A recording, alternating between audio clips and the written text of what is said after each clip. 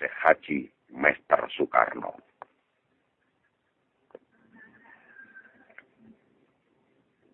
Amanat Syekh Haji Mester Soekarno. Jangan mimpi orang-orang amanahku untuk bisa mencairkan aset atas namaku. Sementara ilmu dan rahasiaku pun tidak tahu, kecuali orang yang diangkat oleh Allah Subhanahu wa Ta'ala jadi Rasul seperti aku dahulu. Hanya satu orang di dunia ini yang mampu mencairkan aset atas namaku. Hanya penggantiku, yaitu Rasul Allah, yang disebut Khalifatul Mahdi atau Imam Mahdi, yang memegang bendera putih kuning, yang bertuliskan Ismullahul Adzam, yang mampu mengisi bin Mahdi di bank dunia. Dia orang yang diberi kekuasaan oleh Allah Subhanahu wa Ta'ala dari masyrik sampai maghrib dan menguasai alam gaib dari alam malaikat, alam sangyang dan alam jin. Sementara aset-aset barangku kutitipkan di alam gaib di para ratu sangyang dan para ratu jin. Maka aku sarankan kepada para pemegang amanahku, jangan ceroboh tentang hartaku. Itu kepunyaan Allah dan Rasul-Nya. Tidak mungkin disiasati dengan sistem teknologi perbankan. Dan kalau itu hartaku, kenapa tidak aku berikan kepada anak-anakku dan keluargaku? Dan kalau itu harta negara, kenapa aku tidak berikan untuk negara?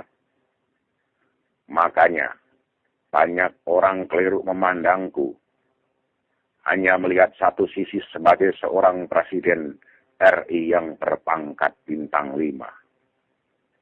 Padahal yang sebenarnya aku diberi pangkat oleh Allah Subhanahu wa Ta'ala, yaitu pangkat bintang segitiga emas,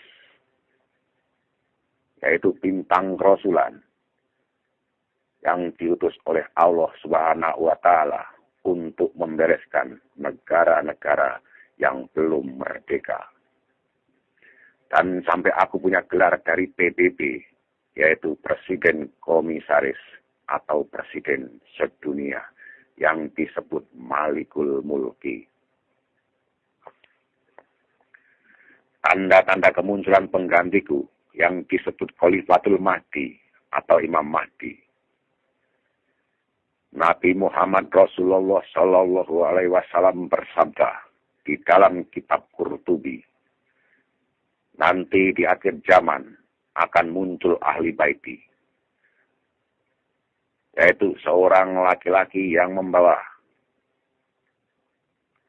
pertolongan Allah Subhanahu wa Ta'ala, yang mampu mewujudkan cita-citaku untuk menjadikan Indonesia sebagai negara terkaya di seluruh dunia, yang disebut negara mercusuar. Tanda-tandanya, negara Irak terjadi peperangan, hampir-hampir dinar pun tidak ada dan akan terpecah jadi 3 golongan, yakni Sunni, Kurdi, dan Syiah. Bakal terjadi bencana yang membawa korban banyak, seperti tsunami. Bumi akan mengeluarkan lumpur hitam, seperti lapindo. Gunung-gunung akan meletus, dan banyak kebakaran. Akan muncul masjid berkubah emas. Akan terjadi kekisruhan para pejabat negara di setiap negara di seluruh dunia. Ciri terakhir, kalau mimbar Masjid Kubah Emas yang ada di Depok, Jawa Barat, Indonesia sudah dibuka, berarti harta atas namaku mulai dikeluarkan dari alam gaib Dan muncullah saat itu seorang pemimpin penegak keadilan dunia seperti aku dahulu. Itulah tanda-tanda kemunculan Khalifatul Mahdi atau Imam Mahdi. Apakah kita tidak menyadari tanda-tanda yang Rasulullah Shallallahu Alaihi Wasallam sabdakan sudah terjadi semua?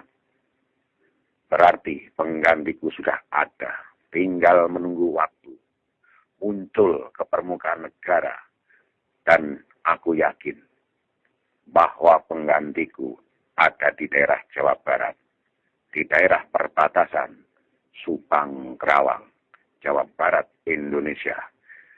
Tidak jauh dari tempat aku memerdekakan Indonesia. Maka aku sarankan kepada orang-orang pemegang amanahku, bertobatlah agar menjadi orang yang beriman dan bertakwa kepada Allah dan Rasul-Nya.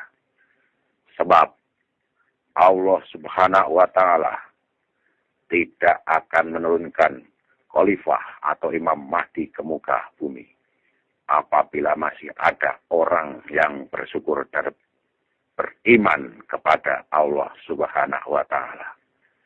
Sementara menurut pandangan manusia masih banyak para ulama. Tapi kenapa Al-Quran berkata begitu?